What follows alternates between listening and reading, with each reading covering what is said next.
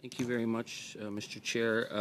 My Conservative colleagues seem to believe that a bill that would create jobs has scared away investment and shut down the oil and gas potential of Atlantic Canada just by announcing it.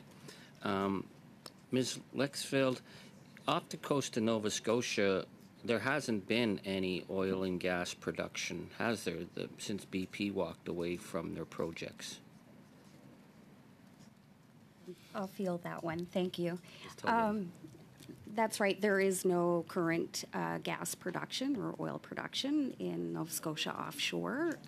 Sable was the last project there that was decommissioned in 2019. Yeah, so before 2 elections ago, Big Oil walked off away from Nova Scotia, decided that it wasn't a future for them. But there was the one project off Sable Island. It was a $1.5 million bid from Incepcio Limited that came under intense public opposition and was just rejected last December, correct? That's right. Ms. Graham, were you involved in any of the reviews of the decision to stop the Sable Island proposal from going ahead? Was it because we know there was a lot of concern about that this was my colleagues refer to it as an anti-development zone, but the Sable Islands famous around the world for its fragile nature, and a lot of people in Nova Scotia really cared about it. Were you involved in this? Any of you involved in the public response to this bid by oil? I was not. You were not? So that is like a fundamental decision under the Accord Acts where both ministers approve or reject, and in that instance both ministers rejected. I'd be hazarding to guess in terms of what consultation, who they spoke to in arriving at that decision, but it was ministerial. Yeah, I'm not going to put you trying to give us your own hypotheticals on this. What we do know is that oil proposal, $1.5 million bid, was deeply opposed by people across Nova Scotia because of the fragility of that land, and that the decision to kill that proposal was done by a provincial Conservative government working with the federal Liberal government. So that's how the Accord works, right? That they work together? Is that correct? That's right. It was a joint decision. Yeah. So in instances of where there would be disagreement, there is the provincial veto for that. But in this case... Could you repeat that? There's a provincial veto when they disagree? Under the Accord Acts. Yeah. Under the Accord Act. Yeah. So it was a Conservative premier who shut down the last oil project that could have gotten off the ground because of deep opposition. And if the federal government had tried to do that and the province was against it, there's a provincial veto.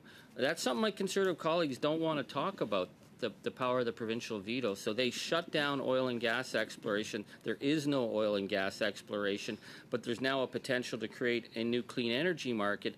And my Conservative colleagues want to shut that down because they want to have a federal veto of the Conservative leader over the people of Nova Scotia. That wouldn't be in keeping with the Accord as it stands. Point of order, Chair. I mean, this isn't actually a point of order. I'll just admit that right off the Okay, well then you shouldn't be using it as a point of order. I just have to say that MP Angus is just making things up now. You're correct, Ms. Tubbs. That is not a point of order, and we should not be using point of orders for debate opportunities or to cut other members off as they're speaking. So, Mr. Angus, I will come back to you. The sound of a glass jaw cracking that I just heard. We are dealing with this false claim. Mr. Angus, I'll ask you to hold for a sec. We have a point of order from Mr. Patzer. Yeah, I don't know why he has to default to the violent imagery here, but come on, as a chair, you know that we're not supposed to say things that are going to incite the committee, right? Elevate tensions. He's deliberately using inflammatory language. I would ask you to be judicious in making sure members don't do that. Maybe he forgets what happened the last time that he tried to do that, so I would encourage you, Mr. Chair, to rein that in. before he gets going too far down a path he does not want to head down. And while he's at it, tell the truth. Yeah. Okay, so colleagues, once again, there was nothing unparliamentary stated by the member, but I would ask all colleagues and members to use language. This is a reminder for everybody on committee to use language that's appropriate and focus on the study and the questions. Absolutely. Thank you, Mr. Angus. The floor is yours. And I want to apologize to my Conservative colleagues deeply for talking about facts, because I know that makes them it winds them up. So I just want to go back to what we were talking about. Ms. Tobin, you mentioned the provincial veto power that the province has. So the Conservative provincial government shut down an oil and gas proposal.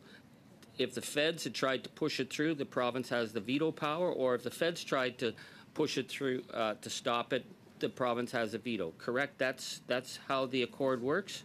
More or less, yeah. More or less, yes. Yeah. It's going to be really helpful for my Conservative colleagues, because they really don't want to have this come out. They think that Justin Trudeau brought up this bill and all the oil and gas companies ran away, but they're really opposed to fact that this legislation will allow the province to make decisions about offshore wind without a veto. Point of order. On Monday and repeatedly I have said that Conservatives support the inclusion of provincial ministers in Bill C-49. We have said that repeatedly. That remains our position. Again, MP Angus should start telling the truth. Colleagues, once again,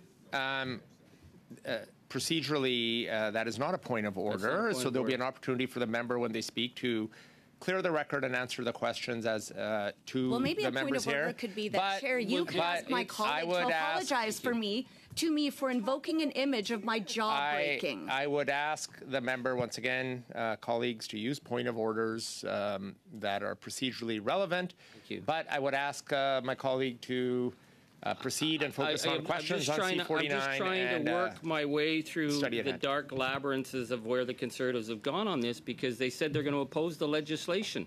So if they're opposing the legislation, they're going to oppose the right of Nova Scotia, Newfoundland and Labrador to create an offshore industry. So they have said they're going to oppose this, but yet we have a veto power for the provinces, correct, under the Accord. So if we update this and there's problems on offshore wind, which I know my Conservative colleagues, who knows what will set them off on that. But if the province doesn't like it, they'll have the veto on that as well, correct? Yes. Under the Accord Acts, there are certain decisions that the offshore boards can make that require the ratification of ministers. In the instance of where there is a disagreement, the province has the veto if we are in times of security of supply, and that was my more. So that's just what I'm trying to get through in terms of facts. The province has a veto, and they really don't want them to have that veto. They want Pierre Poilievre to have the veto over the legislation. Point of order, Chair. That's untrue. So we have said that we absolutely support the inclusion of provincial ministers, and as I said in my opening comments on Monday, Conservatives recognize that that's why the provincial governments of Newfoundland and Nova Scotia support C-49 because of their inclusion, and we support the Liberals' inclusion of the provincial ministers. I'll ask you. Respect for the rest of us. I will ask all colleagues to respect the rules of this committee, and it begins with. Let me finish. It begins with if you make a point of order when you're recognized, you can proceed with your point of order. Point of order. But procedurally, that we do not use point of orders for debate. Mr. Kelly, you have a point of order. Go ahead. Yes, it is a rule of the it is a standing order that members may not mislead a committee. They can't mislead Parliament. This is a creature of Parliament, and you can't mislead. What point of order? What Ms. Stubbs has her point of order was under the rubric of misleading committee. It is her point that this member, the member for that Charlie Angus, had misled the committee. That is a point of order. You can rule one way or another, but it is a point of order. Thank you for that. But that was not stated at the time, and yes, it was. What you just said. Mr. Chair, Mr. Angus does have a point of order on your point of order. Yes. I let you finish, so I want Mr. Angus I'm looking on a at point of order. I'm looking at the Blues where the Conservatives said they're going to oppose the legislation. If they change their mind in this meeting, I am more than willing to withdraw and work with them. But they are on the record that they're going to oppose this legislation. So I said that's a fact. Mr. Angus, facts hurt sometimes. Okay, so colleagues, once again, before we engage into a number of point of orders and everybody starts turning on their mics, which we've had this conversation before, number of times over several months, of numerous members turning on their mics at the same time, speaking into the mics. Our interpreters, unfortunately, cannot interpret when we have 5 mics on. Everybody's aware of that. Everybody knows that, but we continue to do it. So please, for our interpreters, so they can do their jobs, we don't turn on our mics and all make comments into the mics. I will ask colleagues, you'll get an opportunity to speak, and at your time, if there's something on the record you'd like to clarify or ask questions to our witnesses, you can do so at that time. Now, we've gone through all the point of orders. You have a point of order, Mr. Kelly? Not a new one, on the point of order that was just raised.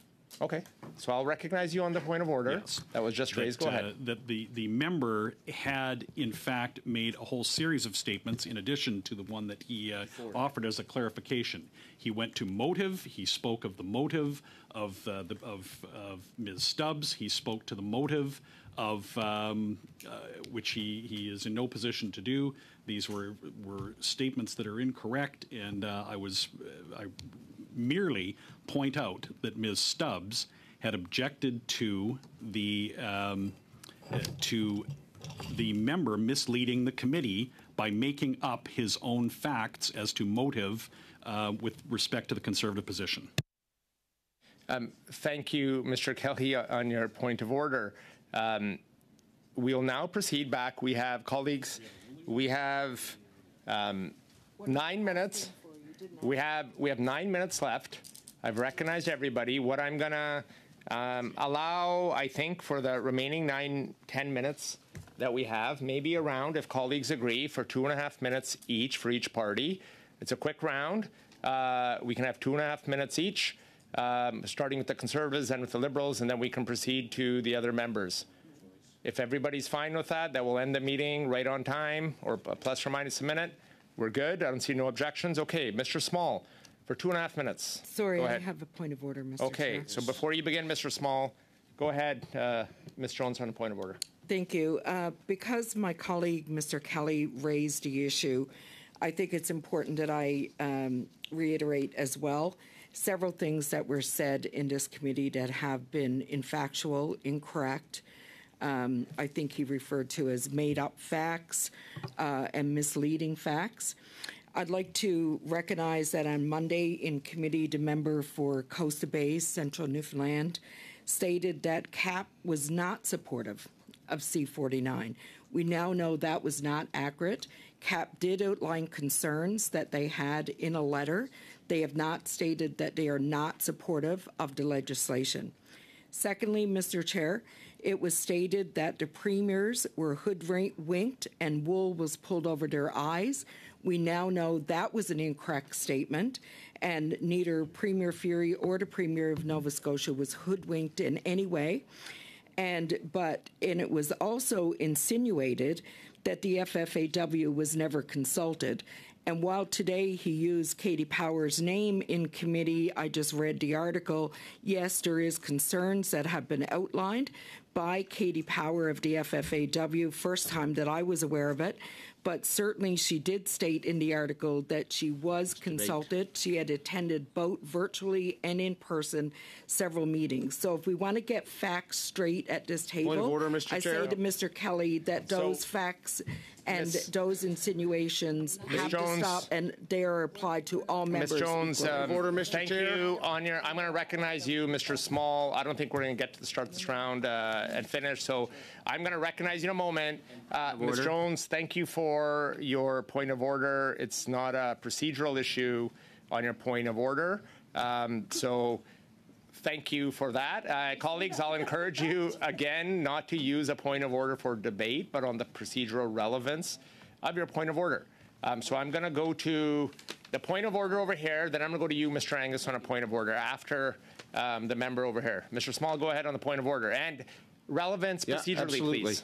Mr. Chair, I'm not going to rip apart all the careless handling of the truth which Ms. Jones just displayed there.